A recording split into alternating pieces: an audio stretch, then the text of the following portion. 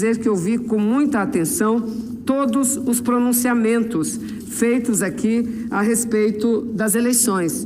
E mais do que isso, senhor presidente, e mais do que isso, ouvi aqui, veja, Vossa Excelência, olha os argumentos que utilizam, porque agora a candidatura do Haddad está mudando de cor. A candidatura do Haddad está abandonando a bandeira do Brasil. Isso é argumento, senhor presidente? Eu queria que essas pessoas, ao invés de subirem à tribuna para falar essas bobagens, falassem a respeito das ideias e do programa de Bolsonaro, que defende uma previdência, senadora Lídice, diferenciada entre trabalhadores da cidade e trabalhadores do campo, que defende, esse candidato, senadora Regina, que defende que mulher deva receber um salário menor, porque engravida, porque tem que cuidar desses filhos. Isso seria muito mais producente para com a sociedade brasileira. Mas vamos lá, senhor presidente, eu peguei aqui a propaganda. Lamentavelmente, senadora Ana Amélia, eu, após a conclusão do meu pronunciamento, eu concederei a parte a Vossa Excelência. Portanto, Vossa Excelência terá... Não terá o direito, mas assim como fez o senador Cristóvão, que esperou Vossa Excelência concluir para que lhe desse a parte, da mesma forma eu agirei. Da mesma forma eu agirei como Vossa Excelência. Eu não citei seu nome, se a carapuça lhe serviu. Paciência, senadora Ana Amélia. Repito aqui. Então, veja bem, aqui campanha de Lula à presidência da República em 1998, que, aliás, quem venceu as eleições foi Fernando Henrique Cardoso, não foi Lula. Olha as cores da campanha do então presidente Lula, porque não basta falar, tem que mostrar o que fala, tem que mostrar. Mas vamos seguir a campanha vitoriosa de Lula no ano de 2002, quando foi eleito presidente do Brasil. As cores da bandeira brasileira, senadora Regina, está aqui. Campanha de 2002 e ao lado o símbolo do seu partido, vermelho, Partido dos Trabalhadores. Aliás, o meu partido também tem um símbolo vermelho, eu não sou do PT, eu sou do PCdoB, mas está aqui, ó, as cores da campanha vitoriosa, senadora Lídice, de Lula em 2002. Mas vamos para 2006, da mesma forma, reeleição do presidente Lula. O número 13, aliás, não era nem posto em vermelho, era verde e amarelo. Cores da bandeira do Brasil. Aliás, no meu estado, senador Cristóvão, sabe qual é a cor da minha campanha, como foi a cor de todas as campanhas de todos os candidatos ao Senado? As cores da bandeira do nosso Amazonas. Azul, vermelho, branco, essas são as cores da nossa bandeira. São as cores que nós utilizamos. Está aqui, campanha de 2006. Mas vamos lá com a presidente Dilma. Com a presidente Dilma está aqui a campanha da presidente Dilma, o símbolo da sua campanha. Verde e amarelo, campanha que levou a vitória de Dilma nas eleições de 2010.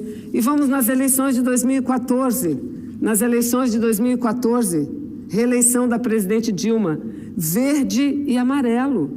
E qual é o problema? Não querem agora que o Haddad e Manuela usem as cores verde e amarelo?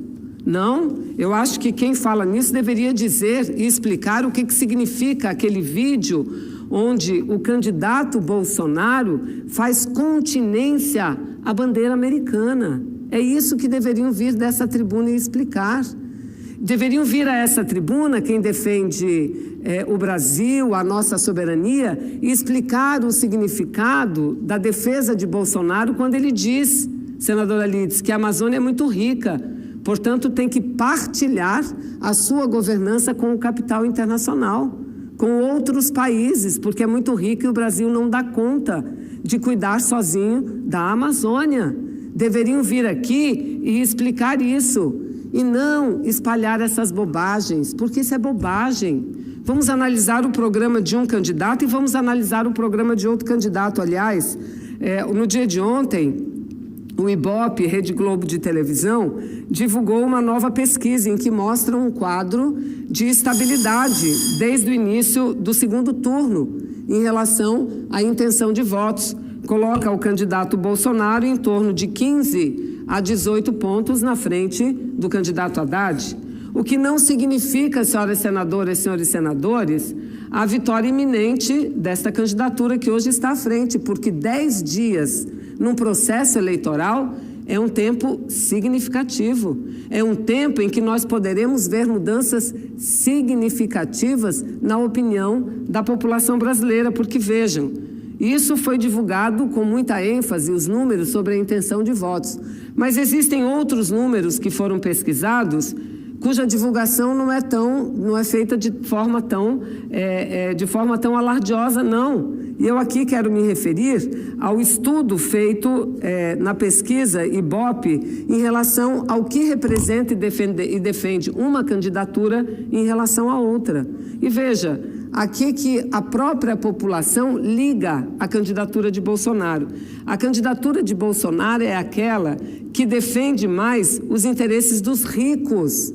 Isso é o que foi mostrado na pesquisa, das mesmas pessoas que, na maioria, optaram pela candidatura de Bolsonaro, ou seja, optaram pela candidatura de Bolsonaro, mas tem muito claro que é Bolsonaro que representa os interesses dos ricos, os interesses dos bancos, os interesses dos grandes agricultores, os interesses do empresariado. É isso que mostrou a pesquisa Ibope. Enquanto, em relação ao Haddad, eles associam a candidatura de Haddad à defesa dos pobres, à defesa dos trabalhadores, à defesa das mulheres, à defesa das mulheres. E por que esse candidato que defende rico, que defende banqueiros, que defende os grandes produtores, os latifundiários, por que esse candidato está na frente? Porque faz uma campanha suja. Uma campanha não mostrando os seus méritos, mas procurando denegrir o adversário. É essa a campanha que ele faz, um tal de um kit gay.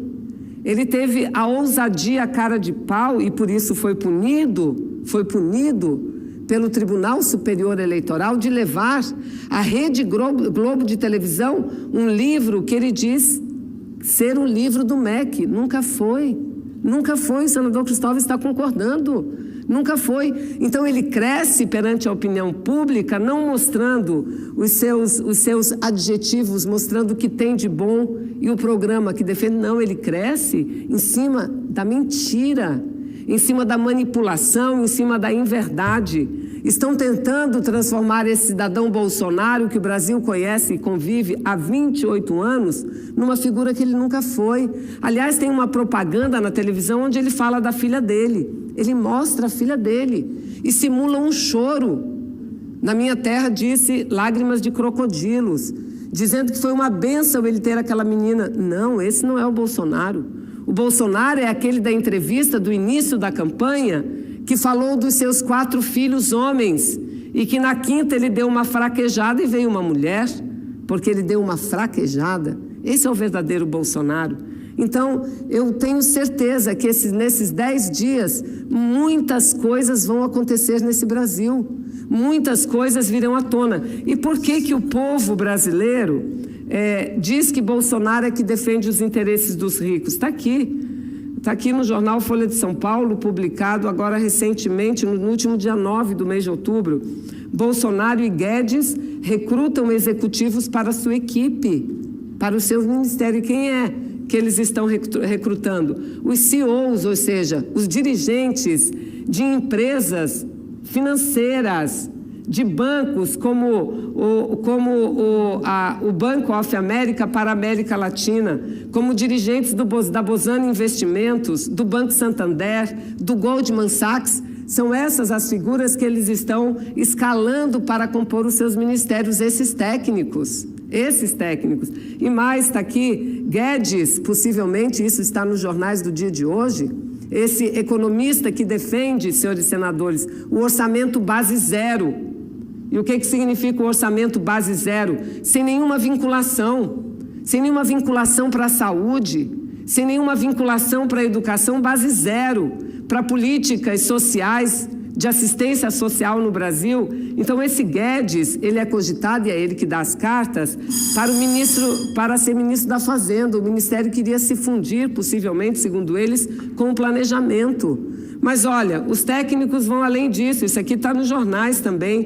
Para a Justiça, ele deve indicar, caso seja eleito, se tudo der certo, não será eleito, porque eu acredito que formaremos uma grande frente em defesa da democracia e das liberdades no Brasil, que correm risco com a possibilidade de vitória de Bolsonaro.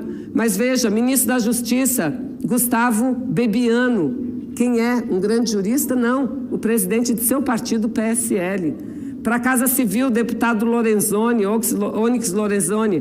Para o Ministério da Educação, senador Cristóvão. O dirigente da Associação Brasileira de Educação à Distância, Stravos, acho que é o nome grego, Cantopoulos, para o Ministério da Educação. E quem que é ele? É membro da Associação Brasileira de Educação à Distância. Talvez seja por isso que essa candidatura de Bolsonaro defende ensino à distância já desde o ensino fundamental, senador Cristóvão. Ensino à distância para uma criança de 7, 8, 9 anos de idade. E eu não estou inventando nada aqui, eles é que estão defendendo isso. Mas segue adiante. Para os transportes, um ministro general. Para a defesa, outro ministro general. E para a agricultura, quem? O presidente da UDR, da União Democrática Ruralista, a UDR, que é contra a reforma agrária.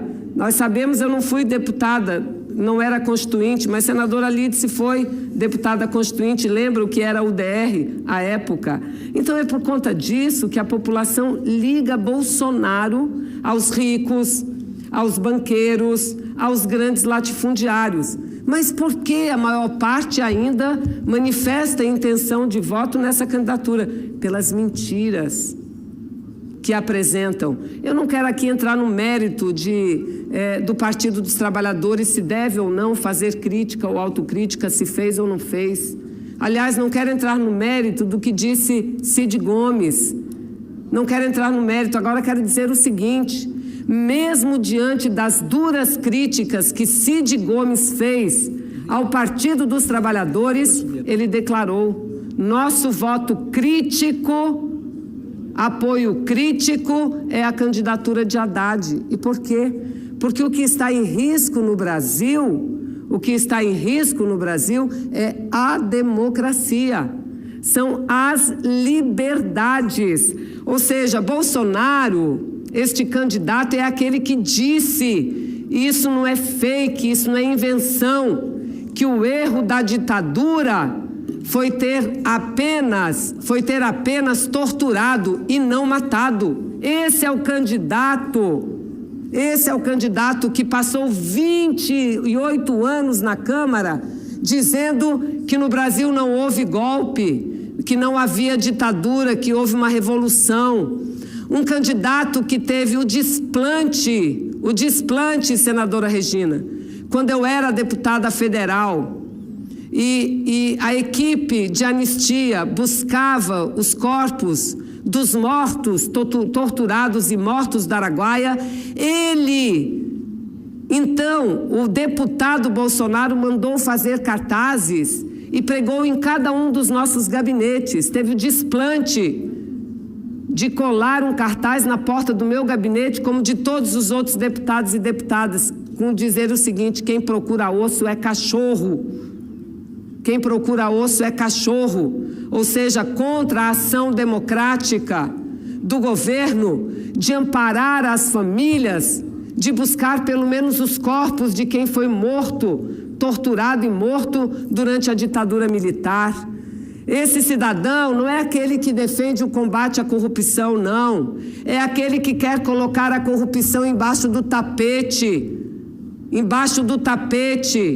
E olha, eu digo o seguinte: pode até ser que críticas e autocríticas têm que ser feitas, mas outra coisa também tem que ser feita pelos adversários. Reconheçam os avanços do governo. Reconheçam que pela primeira vez na história do Brasil, um presidente da República nomeou sempre o primeiro colocado na lista tríplice, senadora Lídice, para o Ministério Público Federal. Pela primeira vez, depois de muito tempo, a Polícia Federal teve autonomia para trabalhar. Terão, será que com Bolsonaro? Eu não tenho dúvida que não terão. Eu não tenho dúvida nenhuma. Por isso eu quero aqui, antes de conceder os 2 apartes que me são solicitados, da senadora Ana Amélia, da senadora Lídice, eu quero dizer o seguinte, fazer uma conclamação.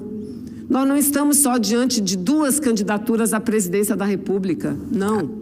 Nós estamos diante da possibilidade de continuarmos ou não vivendo numa sociedade democrática, numa sociedade onde as pessoas podem subir numa tribuna, falar, criticar e por isso não ser ameaçadas. Vamos aqui citar quantos casos de violência de partidários de Bolsonaro.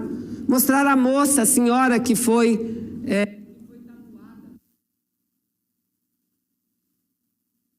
com o símbolo do nazismo. Mostrar o capoeirista, seu conterrâneo, que foi morto com 12 facadas e que, num primeiro momento, quando perguntado sobre isso, sobre a violência de seus correligionários, o que ele respondeu, está nos jornais de hoje também. Ele respondeu, não tenho nada a ver com isso. Não tenho nada a ver com isso. Isso não é coisa que eu fiz. Até que foi chamado a atenção pela sua equipe, e aí ele foi quando ele disse assim, eu dispenso o voto e qualquer aproximação de quem pratica violência. Mas no dia 9 de outubro, ele perguntou, respondendo a um questionamento, e o que isso tem a ver comigo? Mas mais o seguinte, no dia, a Rede TV também, agora recentemente, ele disse, eu não empregaria uma mulher com o mesmo salário do homem, não empregaria. Mas disse mais, no ano de 2011, prefiro, abre aspas, fala dele, Bolsonaro, prefiro que um filho meu morra num acidente do que apareça com um bigodudo por aí, fecha aspas. Esse é o verdadeiro Bolsonaro. Que muitos grupos poderosos estão querendo desconstruir para construir uma figura que não existe, apenas para vencer as eleições. Senadora Ana Amélia, conceda a